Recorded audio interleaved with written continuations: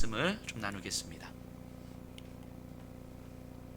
그래도 이렇게 얼굴 뵙고 하니까 좋네요. 제가 혼자서 카메라 보고 이제 설교하고 이게 생각보다 힘들더라고요. 그래서 저는 연예인은 안 하려고 그래요.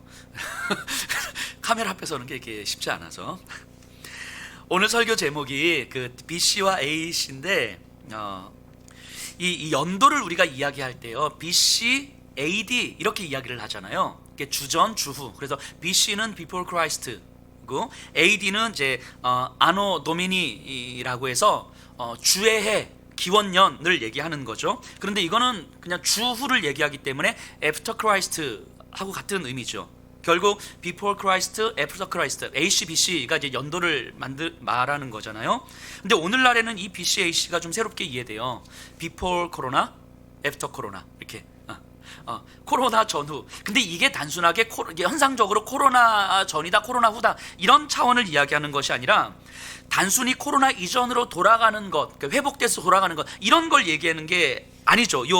그 Before Corona, After Corona라고 할 때는 어떤 의미가 담겨져 있냐면 코로나 이전과는 완전히 다른 방식의 어떤 것이 있는 거예요. 코로나 이전으로 돌아가는 게 아니라 그 이전을 반성하고 새로운 시대를 준비해야 되는 거예요. 그렇다면 우리는 이 비포 코로나, 애프터 코로나를 이야기할 때 우리가 무엇을 반성해야 되는지, 무엇을 돌아봐야 되는지, 그리고 무엇을 새롭게 고민해야 되는지를 염두에 두라는 거예요. 특히 이걸 교회에 주목해서 보면요, 코로나가 빨리 끝나서 빨리 우리가 모여서 교회에서 예배 드리자 이런 차원이 아니라 교회가 이제까지 무엇을 잃어버리고 있었는지를 생각하셔야 되는 거예요. 그리고 무엇을 회복해야 되는가, 그래서 하나님 앞에 어떻게 서야 되는가를 진지하게 고민해 보셔야 되는 거예요. 우리에게 이 진지함이 회복되어야 됩니다. 오늘 이렇게 모여서 예배 드리니까 너무 좋긴 한데, 저도 감격적이긴 한데, 모여서 좋은 거는 사실은 한 번, 두 번인 거죠. 하지만 우리가 모였을 때 우리가 그 이전에 무엇을 잃어버리고 있었는지를 진지하게 고민하지 않으면 이렇게 다시 모이는 건 사실 우리에겐 또다시 끔찍한 일을 경험할 수 있는 시간이 될 수 있을 것 같아요. 오늘 본문을 좀 살펴보면서 이 진지함을 우리가 회복했으면 좋겠어요. 오늘 7장 들어가는데 6장까지 해서 예수님은 평지설교라고 하는 하나님 나라에 대한 설교를 하셨어요. 자, 그리고 1절입니다. 7장 1절.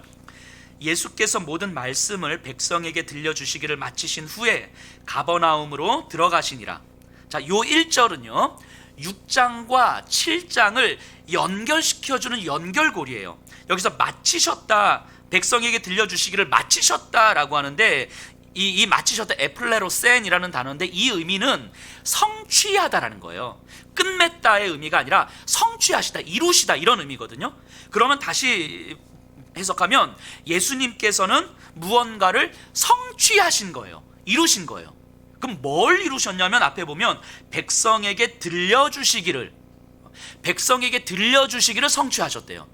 이거를 우리가 쉽게 이해하면요, 그냥 예수님 말씀하시기를 끝내셨습니다 이렇게 표현해도 되는 걸 굳이 백성에게 들려주시기를 이루셨다 이렇게 표현해요. 여기서 들려주시다라는 말을 이제 아쿠아스라는 단어로 쓰는데 이 단어의 의미는 귀에 소리를 넣어주다 이런 의미예요. 이 본문은 뭘 강조하는 거냐면 예수님이 말씀하셨다를 강조하는 것이 아니라 예수님의 말씀이 백성들의 귀에 들어갔다 이걸 강조하는 거예요. 그런데 그 다음에 뭘 붙이시냐면 성취하셨다는 말을 붙이시는 거예요. 그러면 예수님께서 하신 말씀이 백성에게 들려졌는데, 귀에 들어왔는데 이것이 성취되었다. 누가가 이걸 강조하고 있는 거예요. 자, 그러면 이 성경을 읽는 우리는 누가의 강조를 이렇게 우리가 염두에 두고 볼 때에 이제는 그 다음이 기대가 되는 거예요. 말씀이 들려졌고 예수님께서 하신 말씀이 백성들의 귀에 들려져서 이 들려진 것이 성취가 되었다면 그 다음에는 뭐가 기대가 되는 거예요? 들려진 말씀이 어떻게 현실에서 나타날 것인가가 당연히 기대가 되는 거죠.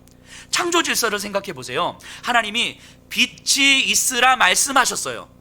이 말씀이 성취된 거죠. 말씀이 선포된 것이 성취됐어요. 그 다음에는 뭐가 기대가 되는 거예요? 그 빛이 이제는 현실에서 나타날 것이 기대가 되는 거잖아요. 하나님의 말씀은 선포가 됐고, 그리고 아직 성취되지 않았을 때 이것이 성취됐다는 것은 이제 현실에서 나타날 것이 기대가 된다는 거예요.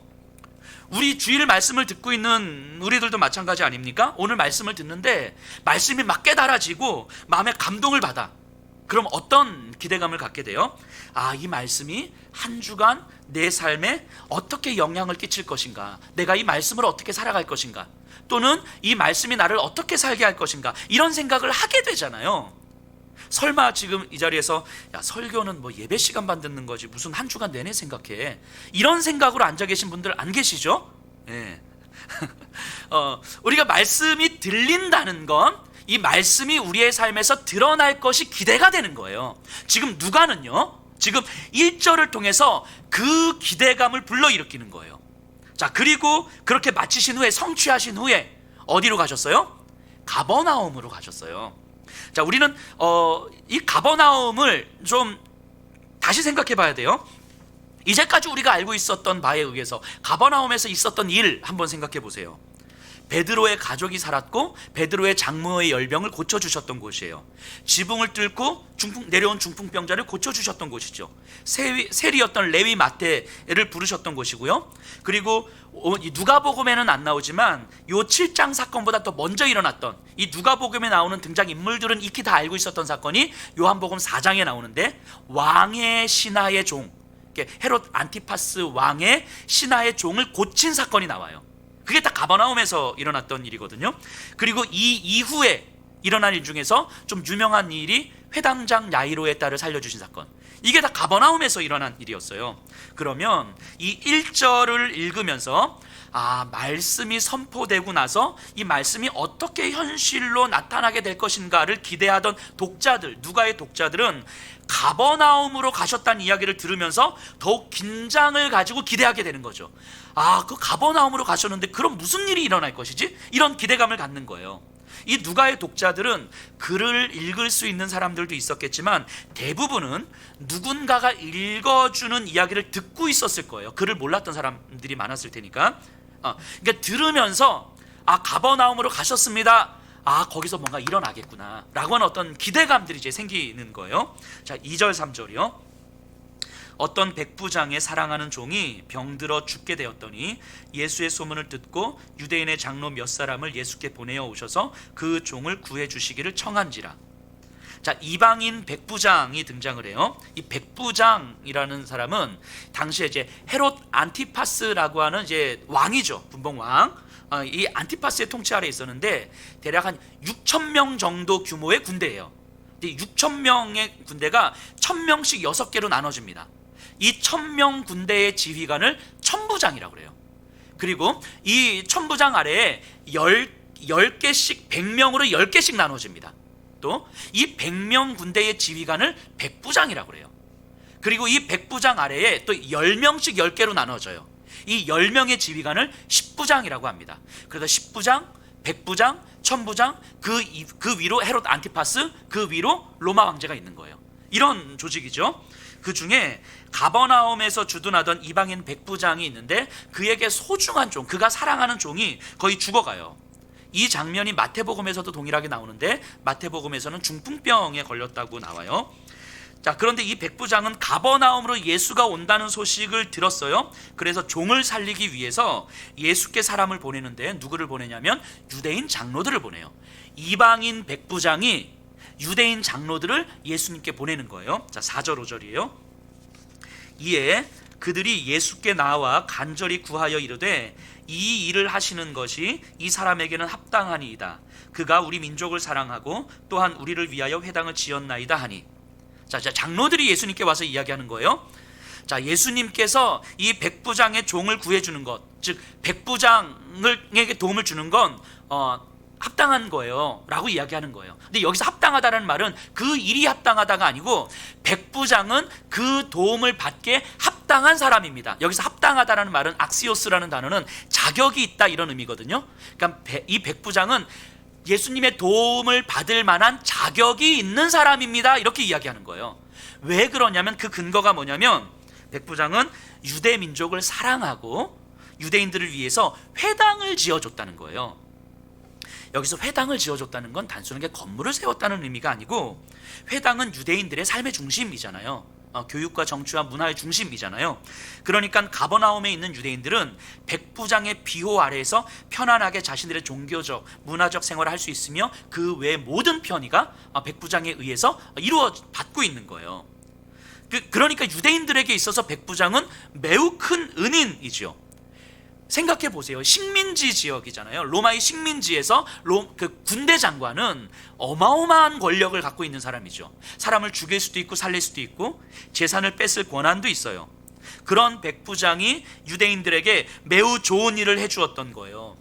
그러니까 장로들은 어떻게 해서든 백부장을 도와야 했고 또 백부장과 좋은 관계를 유지해야 했을 거예요. 백부장은 소중하게 여기는 종이 죽어가고 있는데 이 상황과 예수께서 이제까지 보여주셨던 요 일들을 생각해 볼 때 지금 요 벌어진 상황은 유대인들에게는 백부장에게 잘 보일 수 있는 절호의 기회였던 거죠. 그러니까 장로들이 예수님께 와가지고 이 백부장이 얼마나 좋은 사람인지를 지금 막 이야기하고 있는 거예요. 충분히 자격 있는 사람이라고. 그래서 예수님은 이 사람을 도와주셔야 됩니다. 강력하게 촉구하고 있는 거죠. 근데 요 상황을 백부장의 입장에서 다시 한번 생각을 해봤어요. 백부장은 이러지 않았을까 싶어요. 자신이 너무 사랑하는 종이 죽어가는데 할 수 있는 게 없는 거예요. 본인이 힘과 돈으로 사회적 영향력을 끼칠 수는 있었지만 죽음 앞에서는 너무 무기력한 거예요.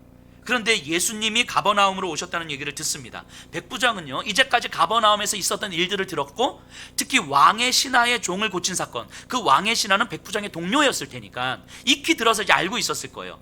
그러면 저 예수님은 내 사랑하는 종도 고칠 수 있겠구나 라고 생각을 했겠죠. 그런데 이방인인데다가 헤롯 안티파스 아래에 있는 자신이 예수님께 나가기는 좀 쉽지 않았을 거예요. 헤롯 안티파스가 어떤 사람이냐면 지금 현재 세례 요한을 지금 가두어 놓고 있는 사람이에요.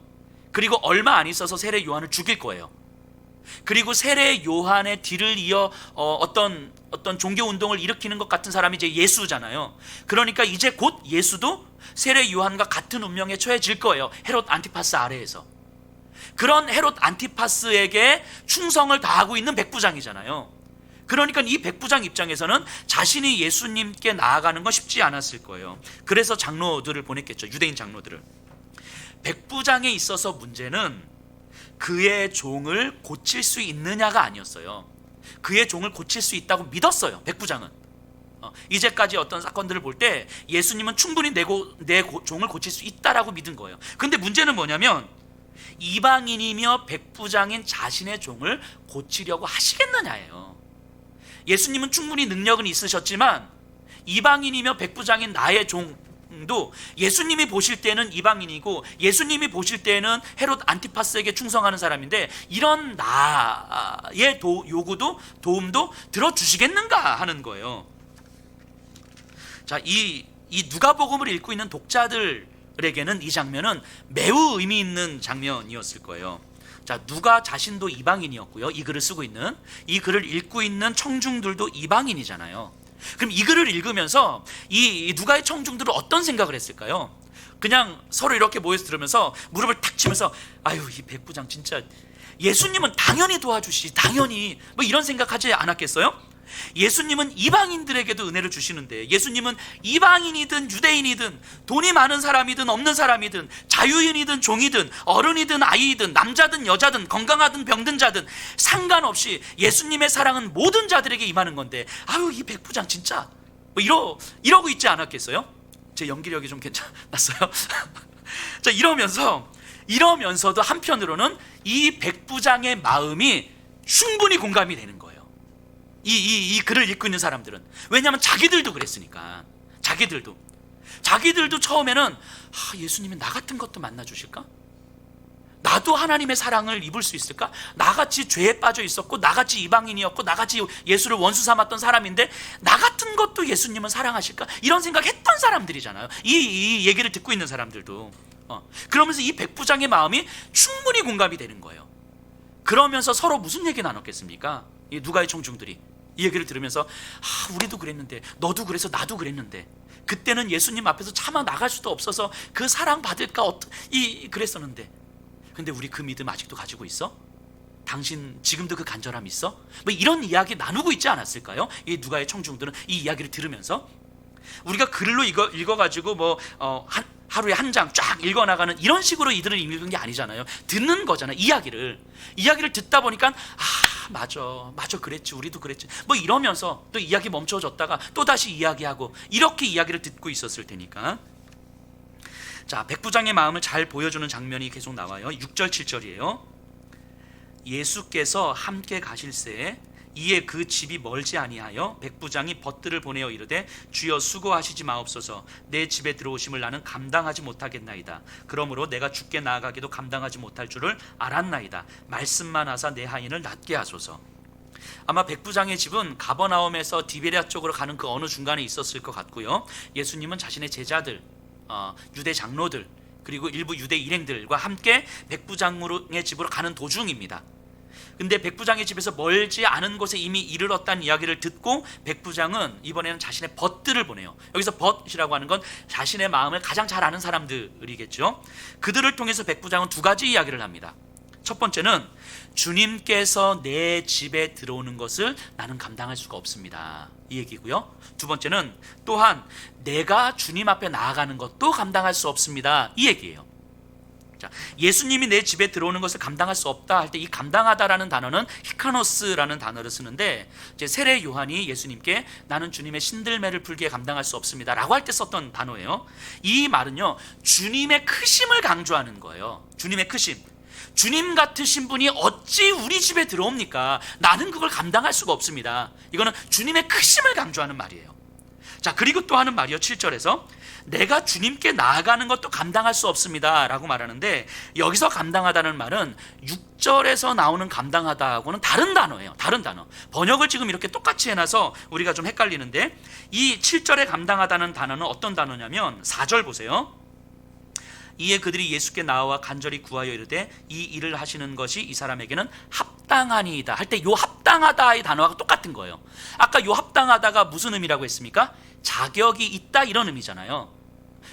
그러니까 이 백부장은 지금 뭐라고 이야기하냐면, 내가 주님께 나아가기에 나는 자격이 없는 사람입니다, 이 얘기를 하는 거예요. 6절에서는요 주님의 크심을 강조하는 거고, 7절에서는 나의 자금을 강조하는 거예요. 나는 자격 없는 존재다라는 거죠. 누가는요 의도적으로 지금 이렇게 쓰고 있는 거예요. 장로들, 유대인 장로들의 말과 백부장의 말을 비교하고 있는 거죠. 장로들은 뭐라고 그랬어요? 이 백부장은 예수님의 도움을 받기에 충분히 자격이 있는 사람입니다, 이렇게 이야기했어요.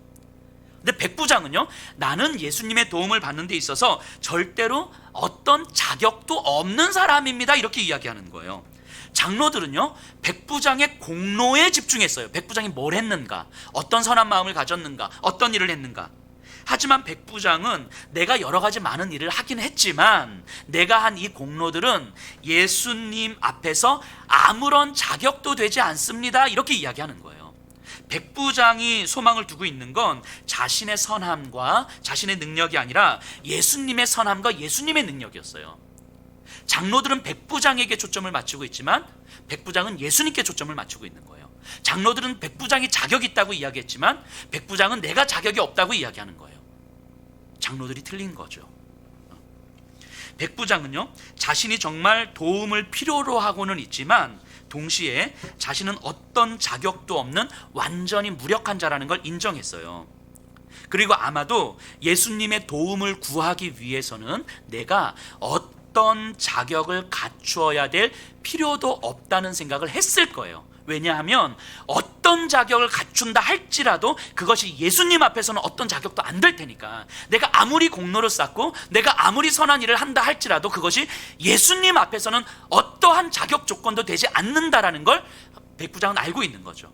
주님의 크심과 자신의 자격 없음을 인정하는 거예요. 그래서 백부장은 이렇게 이야기합니다. 말씀만 하사 내 하인을 낫게 하소서. 백부장에게는요 예수님의 말씀만 있으면 되는 거예요. 그만큼 자신의 그 어떤 것도 예수님을 대신할 수가 없는 거예요. 그걸 알았어요. 예수님이 이만큼 있고 그리고 또 다른 게 이만큼 있는 거예요. 예수님이 필요할 때가 있고 또 때로는 예수님이 필요 없을 때가 있고, 이게 아니고 그 어떤 것도 예수님을 대신할 수가 없다는 걸 인정한 거예요. 그래서 예수님이 내 집에 오시는 것도 나는 주님은 너무 크신 분이고 나는 주님 앞에 나가기엔 난 너무 자격 없고, 하지만 예수님은 능력이 있으시고 하나님의 능력을 갖고 계신 분이니 예수님 말씀만 해주십시오. 그 말씀만으로도 내 종은 나을 것입니다. 다시 보면요, 장로들은요 백부장이 한 일, 즉 그의 공로에 집중했지만 예수님은 어디에 집중하셨냐면 백부장의 공로가 아니라 백부장의 믿음에 집중했어요. 자, 백부장은요 평지설교 6장까지 있었던 평지설교의 현실판이죠. 현실판. 1절에서 우리가 봤던 것처럼 예수님의 말씀이 어떻게 현실에서 이루어질지에 대한 기대감을 가지고 있었던 독자들은 백부장을 통해서 그걸 보고 있는 거예요. 아, 이 말씀이 이 백부장을 통해서 이렇게 이루어지는 거구나. 주님 말씀하셨잖아요. 주님이 나더러 주여 주여 하면서도 어찌하여 내가 말하는 것은 행하지 아니하느냐. 이게 6장 마지막에서 있었던 말이에요. 자, 주여 주여 하면서도 왜 행하지 않습니까? 주님을 인정하고 주님의 말씀도 듣지만 내 생각, 내 감정이 때로는 예수님을 대신할 수 있다고 받아들이기 때문인 거예요. 때로는 내 생각, 내 감정의 소리가 주님의 말씀만큼 달고 오묘하게 들리기 때문인 거예요. 그러니까 주님의 말씀이 필요할 때가 있고 때로는 주님의 말씀이 필요 없을 때도 있는 거예요. 즉 주님을 온전히 알고 있지 못하기 때문인 거죠. 하지만 백부장은 예수님이 하나님의 능력을 받은 사람이라는 걸 알았어요. 백부장은요 사회적으로 지위도 있었고 힘도 있었고 돈도 있었어요. 심지어는 선한 마음도 있었어요. 하지만 그 어느 것 하나도 예수님의 말씀을 대신할 수 없다는 것을 그는 알았어요. 자, 백부장은 하나의 비유를 들어서 또 자신의 마음을 설명합니다. 8절이에요. 나도 남의 수하에 든 사람이요 내 아래에도 병사가 있으니 이더러 가라 하면 가고 저더러 오라 하면 오고 내 종더러 이것을 하라 하면 하나이다. 자, 군인으로서요 상관의 명령은 곧 나의 행동이 되잖아요. 주인의 말은 종의 행동이 되는 것처럼, 그러니까 백부장 자신의 말도 내 부하의 행동이 되는 거예요. 근데 이것처럼 예수님은 하나님의 능력으로 이 세상에 있는 모든 악한 영들과 질병을 다스리시는 분이시기 때문에 예수님의 말씀은 이 모든 것들에 대해서 현실이 될 것입니다. 지금 이 고백하고 있는 거잖아요. 즉 죽음 앞에서는 나의 공로도 나의 힘과 권력도 아무런 영향력을 끼칠 수는 없지만 예수님의 말씀은 그대로 현실이 될 것입니다. 그러니까 말씀만 하십시오, 이 얘기하고 있는 거잖아요. 즉 예수님을 예수님으로 올바르게 온전히 바라보고 있는 거죠. 이 당시 헬라인과 로마인들에게 있어서는요 겸손은 절대로 미덕이 아니었어요. 오늘날의 개념으로 생각하시면 안 돼요. 이들에게 겸손이라는 개념이 없어요. 이들은 오히려 우리가 생각하는 겸손이라는 건 이들에게는 명예를 더럽히는 일인 거죠. 그렇기 때문에 이 백부장 로마의 군대 장교가 식민지의 한 청년 앞에서, 예수는 식민지의 한 청년인 거잖아요. 이 식민지의 한 청년 앞에서 자신을 한없이 낮춘다는 건 있을 수 없는 일인 거예요. 이때 당시에서는 자신의 명예를 완전히 더럽히는 것이고 로마인들과 특히 로마 군대의 명예를 완전히 더럽히는 일인 거예요. 하지만 백부장은 분명히 알고 있는 거죠. 신적인 존재 앞에서 그저 그의 은혜와 긍휼을 바랄 뿐이지 그 앞에서 어떠한 것도 거래의 대상이 될 수 없다는 걸 아는 거예요. 내가 이만큼 했으니까, 내가 이만큼 헌신했으니까, 때로는 내가 이만큼 아팠는데 뭐 이런 것들이 어떠한 자격을 부여하지도 않는다는 것을 백부장은 알고 있는 거죠.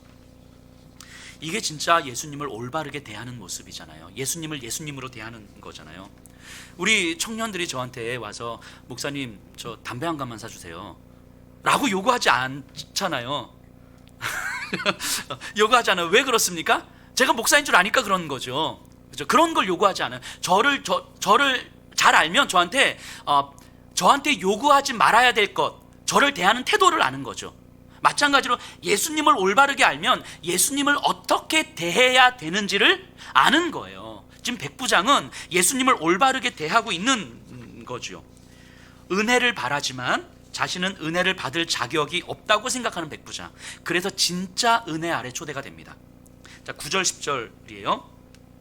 예수께서 들으시고 그를 놀랍게 여겨 돌이키사 따르는 무리에게 이르시되 내가 너희에게 이르노니 이스라엘 중에서 이만한 믿음은 만나보지 못하였노라 하시더라. 보내었던 사람들이 집으로 돌아가 보매 종이 이미 나아 있더라. 자, 예수님은 오히려 백부장을 보고 놀라셨어요. 그래서 이 옆에 있는 사람들 다 누굽니까? 유대인들이잖아요. 유대인 제자들, 유대인 장로들, 유대인 무리들, 그들에게 말씀하시기를 이스라엘 중에도 내가 이 이방인 백부장 같은 이런 믿음은 내가 만나보지 못했다라고 이야기합니다. 이 백부장의 믿음은요, 육체의 병이 낫는 것보다 훨씬 놀라운 기적인 거예요. 이 사건을 마태복음에서도 똑같이 기록하고 있는데, 마태복음에서는 여기서 조금 더 나가서 기록하고 있어요.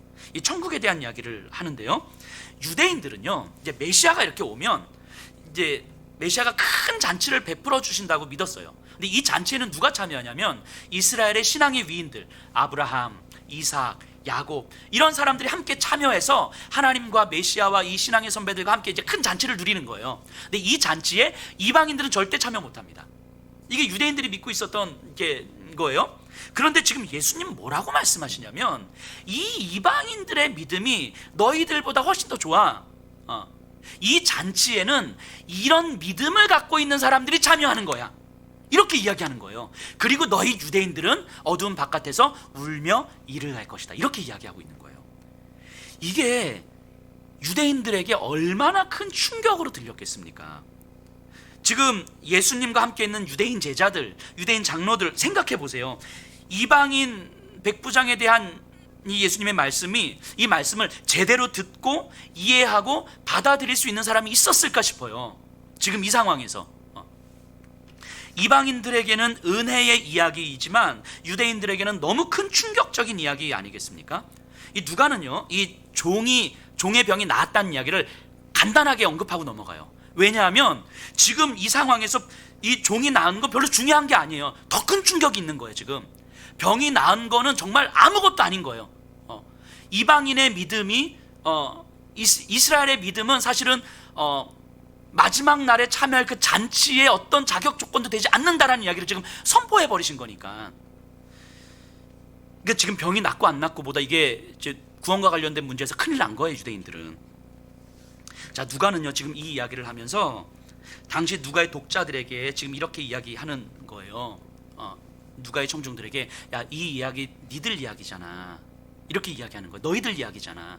너희들 그랬잖아. 이 백부장처럼 너희가 그랬잖아. 그래서 정말 예수님 앞에 설 수도 없는 나였지만 예수님의 사랑을 경험하면서, 유대인 혈통, 할례, 율법이 아니라 예수 그리스도의 십자가의 은혜로 이 믿음, 그걸 믿는 믿음으로 구원을 받는구나라는 것을 너희들 경험했던 사람들이잖아. 그것 때문에 울며 불며 감격하여서 그 믿음만, 예수의 십자가의 은혜만 있어도 된다고 감격하여 울었던 너희들이었잖아. 이거 너희 이야기잖아 라고 지금 이야기하는 거예요.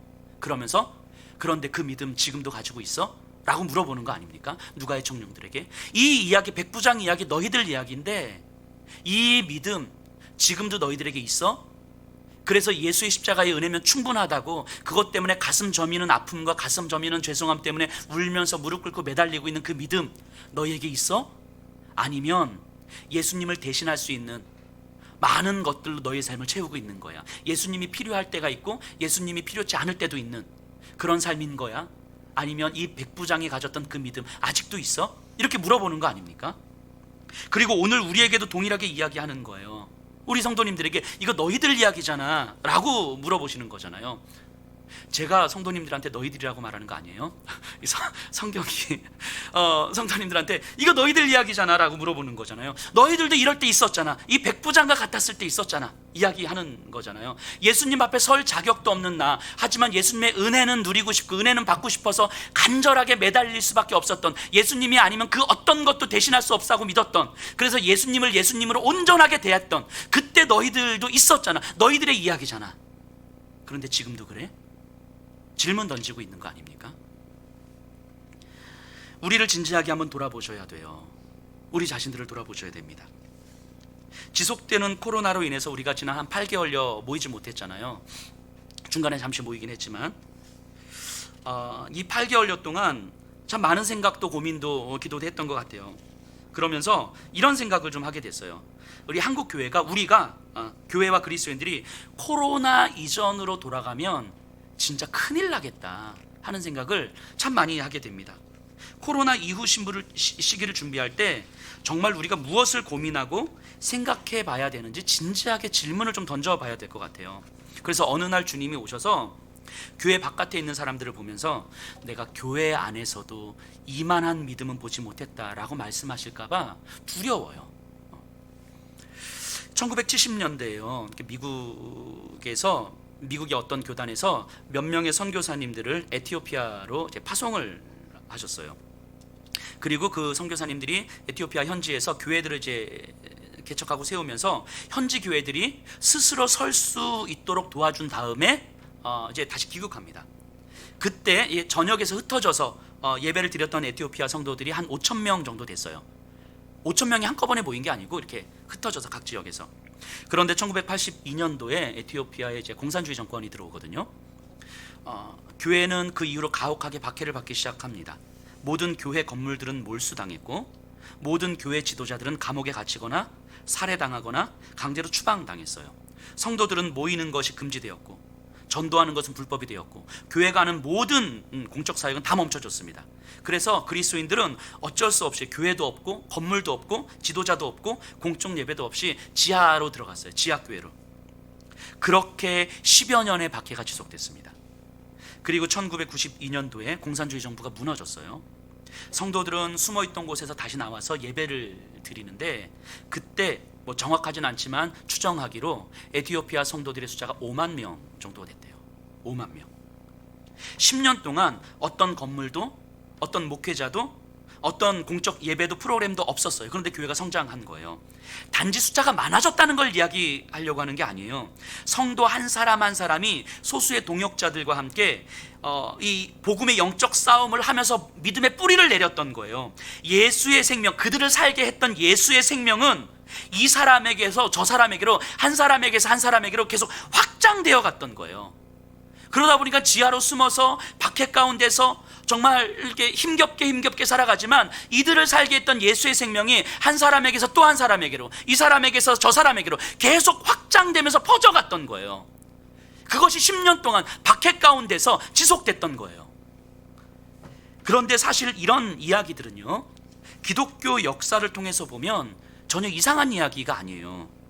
복음이 뿌리를 내리는 곳에서, 예수의 생명이 살아있는 곳에서, 생명을 낳는, 생명이 움직여서 또 다른 생명을 낳는 걸 생명력이라고 하잖아요. 예수의 생명이 생명력을 가지고 움직이는 교회에서는 항상 이런 일들이 있었어요. 아무리 박해가 있었고, 아무리 건물을 빼앗기고, 아무리 예배가 금지당하고, 아무리 목회자들이 추방을 당해도 예수의 생명은 항상 생명력이 있었어요. 항상. 하지만 러시아 같은 경우는 달랐죠. 러시아의 교회는요, 아주 멋진 예배당과 거룩해 보이는 성직자와 엄숙한 공예배에 신앙의 모든 것이 집중되어 있었어요.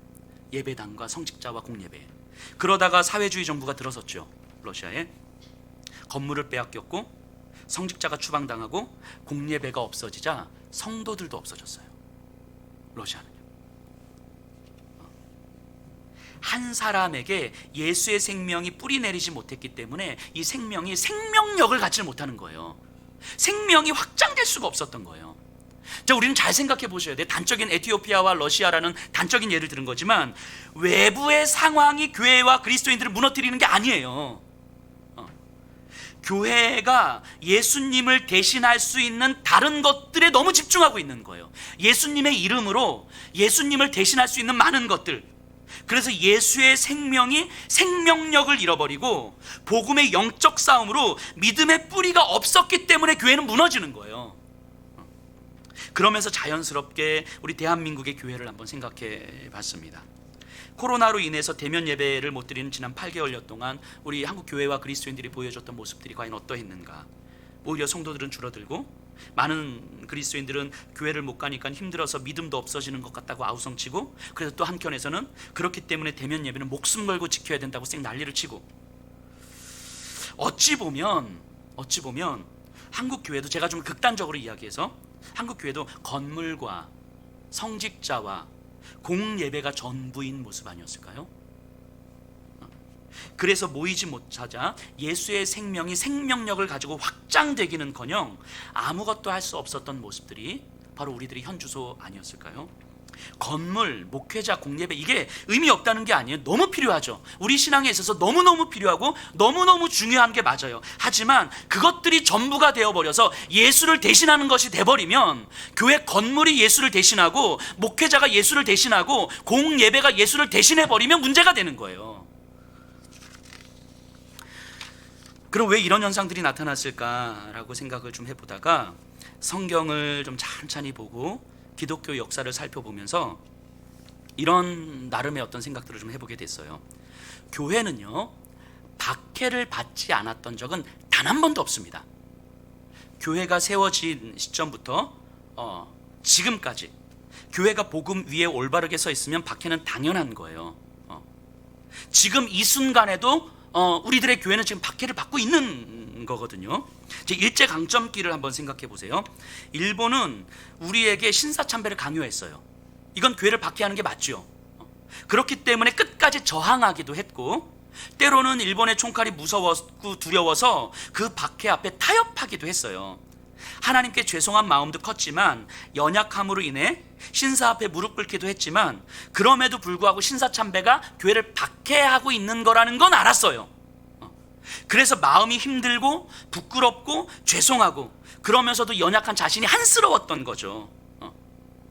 그 박해 앞에 타협할 수밖에 없는 자신들이. 그런데 이것이 박해라고 인식하지 못하는 그리스도인들도 있었어요. 그런 사람들은 진짜 그리스도인인지 점검해 봐야 되는 거잖아요.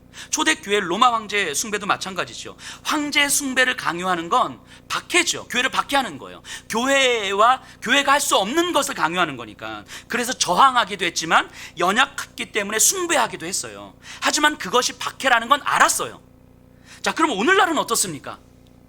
오늘날 공산주의 사회든 자본주의 사회든 사회주의 사회든 민주주의 사회든 교회를 향한 박해는 항상 있거든요. 그럼 우리가 살아가는 이 자본주의 사회에서는 어떤지 한번 생각해 봐야 되잖아요. 자, 자본이 갖고 있는 가장 본질적인 속성이 뭡니까? 확장성이잖아요. 확장성.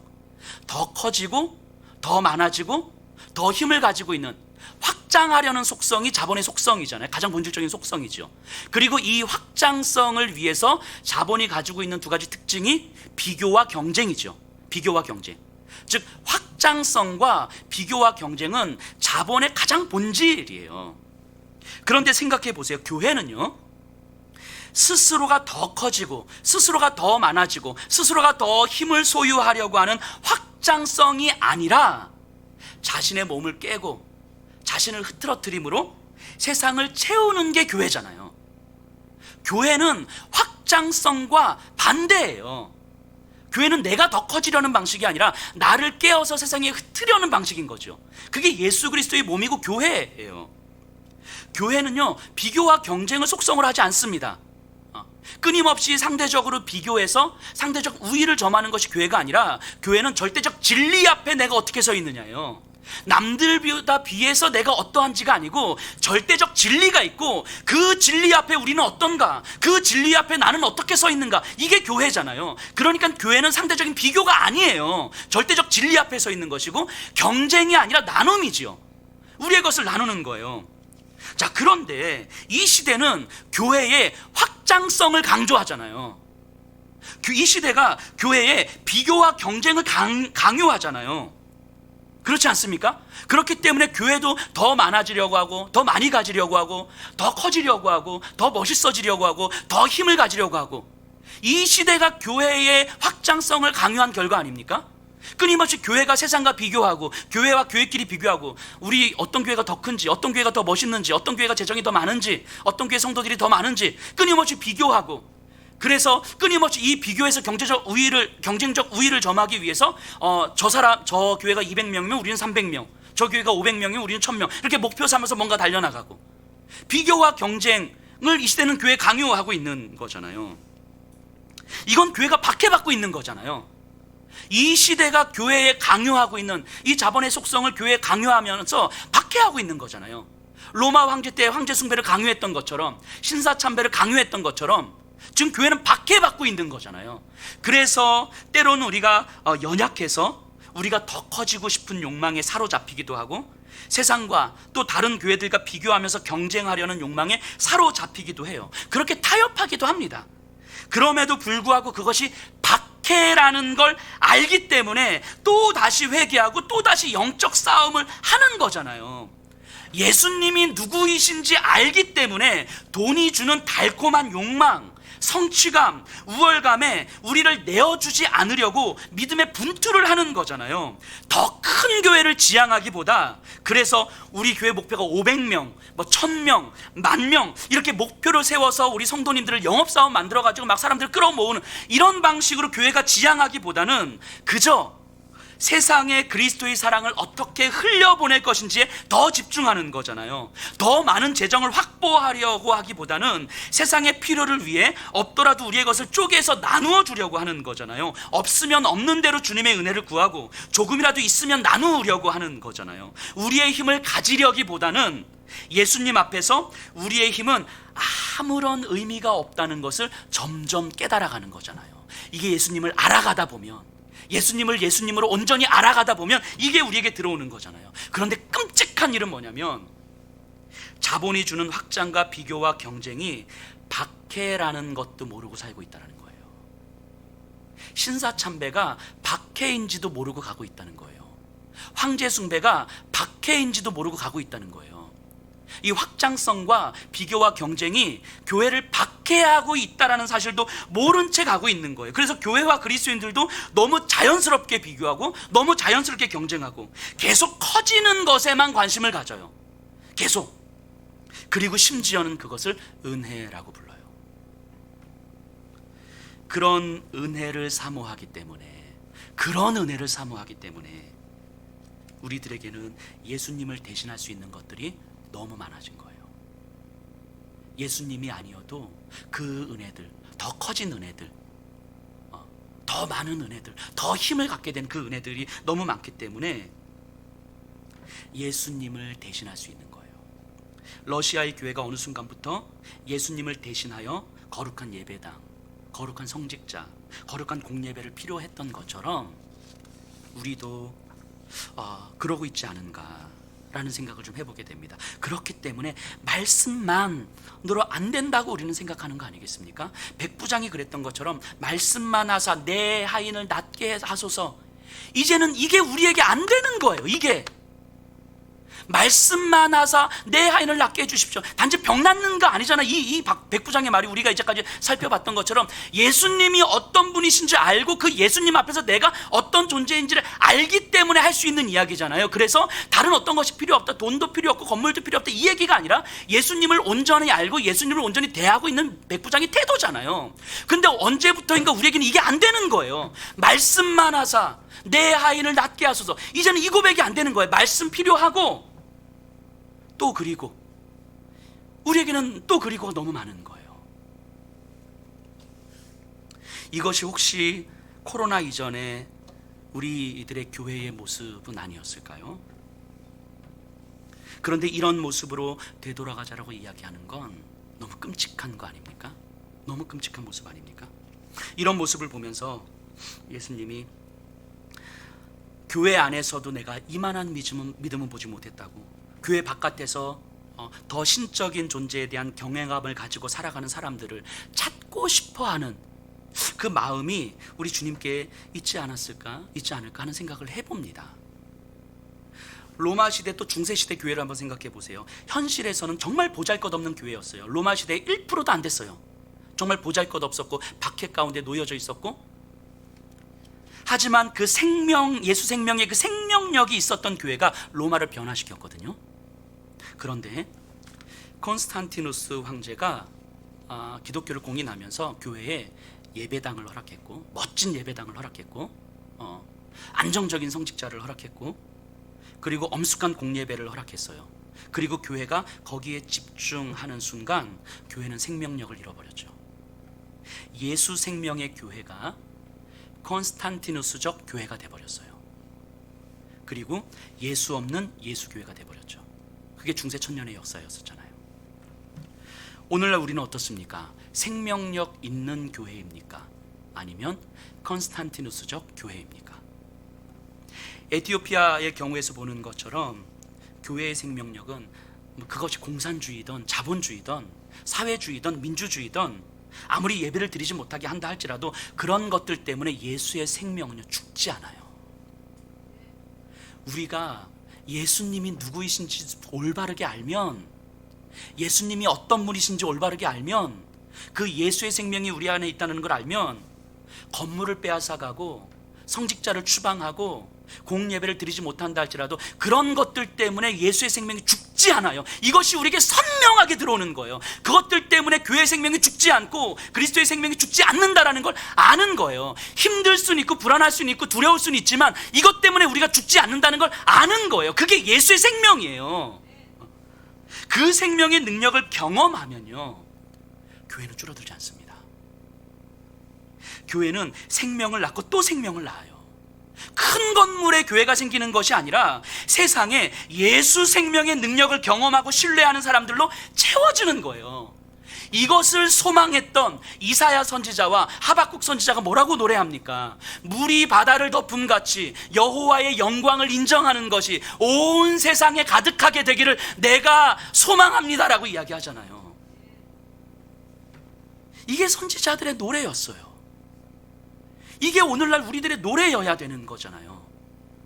물이 바다를 덮음같이 그리스도의 생명을 알고 그리스도의 사랑을 알고 이 생명으로 살아가는 사람들이 이 생명력을 가지고 생명력의 힘으로 또 한 사람에게 또 한 사람에게서 이 사람에게서 저 사람에게서 이 예수의 생명이 옮겨가고 확장되고 그래서 이 세상 곳곳에서 예수의 생명이 살아있음을 보게 되는 그날을 소망하는 거잖아요.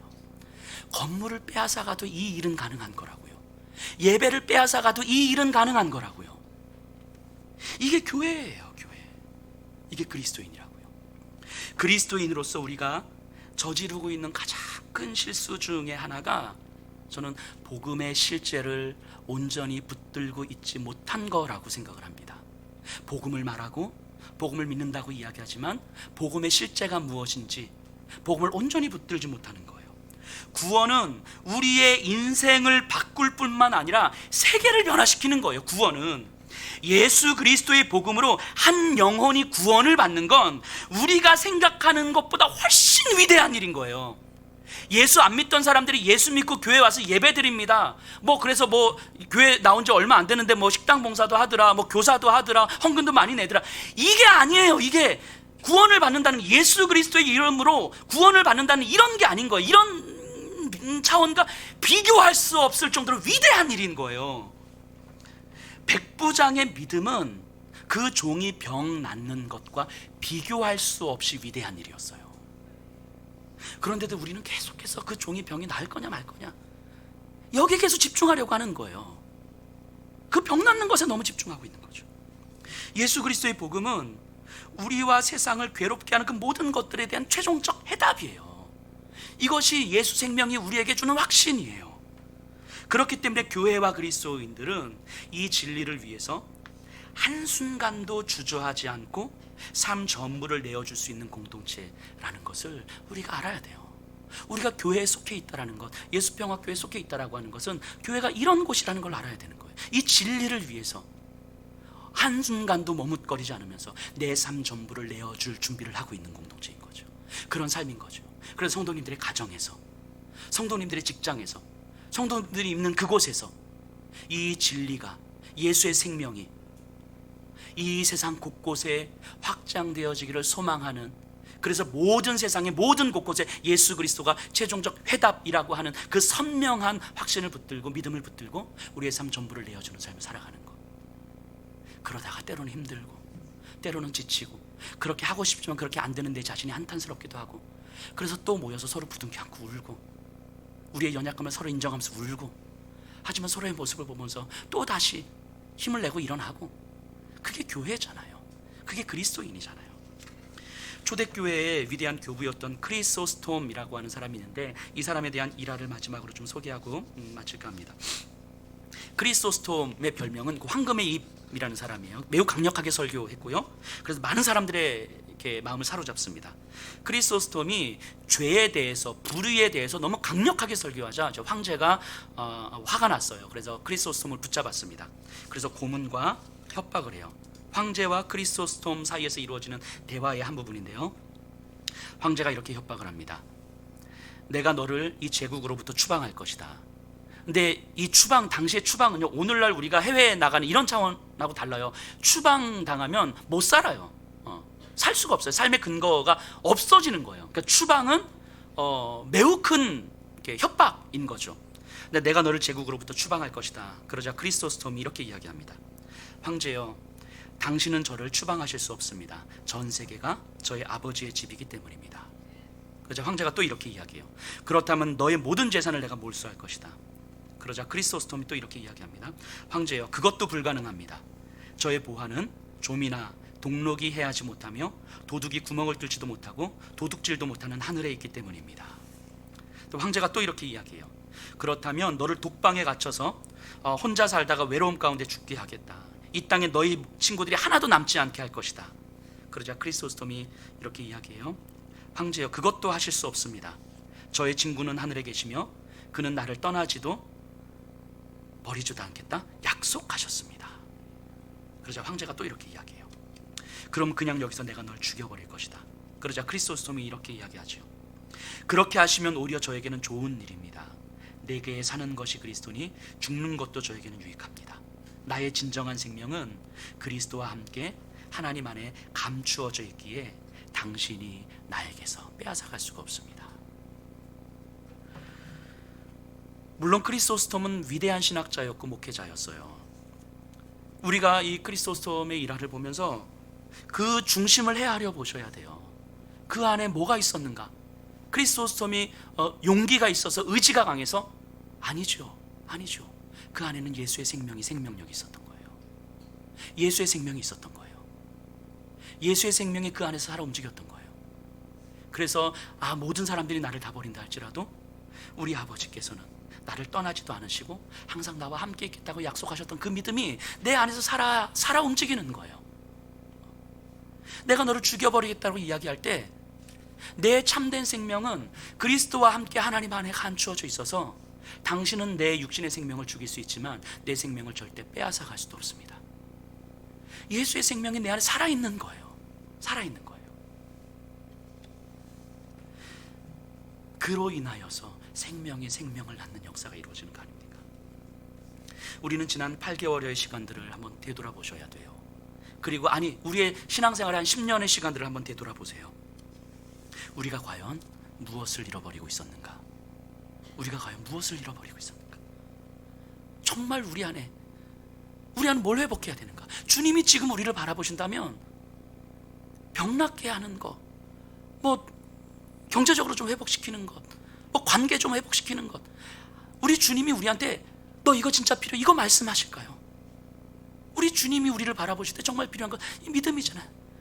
교회 안에서도 내가 이만한 믿음은 보지 못해, 이 말씀하실까 좀 두려운 거예요.